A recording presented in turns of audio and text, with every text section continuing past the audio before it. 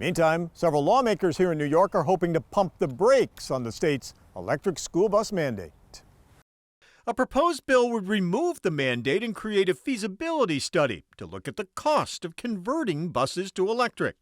North Country Assemblyman Billy Jones supports the bill, saying the cost for the buses and charging infrastructure will make it too difficult to meet the state's EV deadline.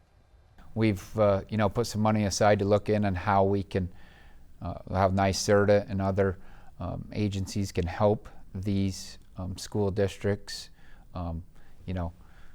purchase buses, infrastructure, other areas.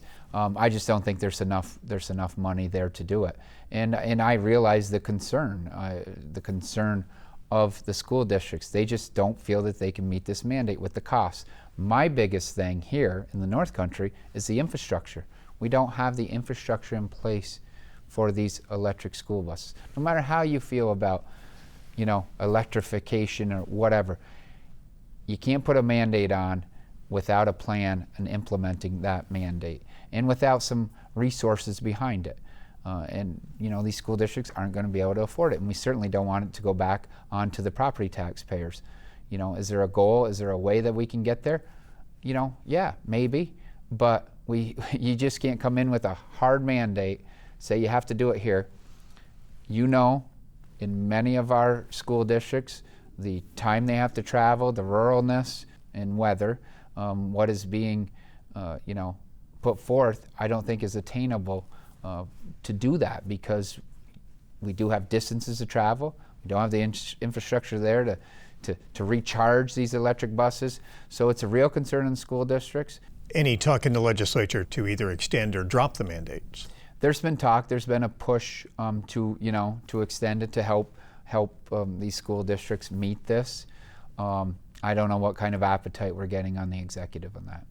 NYSERDA says with EPA and state grant money that indeed will help the school districts get their costs down either to what gas or diesel buses are now, if not even lower.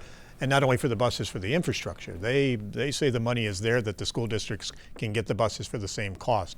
Are you hearing different from the school districts? We are hearing different from the school districts. I am hearing different from the school districts. But if they have a path to move forward on this, that's the thing we're asking for. We're asking NYSERDA and other agencies to work with these school districts. I mean, the last thing we want to do is set up a system for failure. And I think what the school districts want is they want answers. They want, how does this work? What's the plan to implement it? We have to be fiscally responsible to the school districts and to our taxpayers, honestly. $500 million from the Environmental Bond Act is being allocated to school districts across New York to help pay for the cost of converting to electric buses. But some GOP lawmakers say the actual price tag will run into the billions.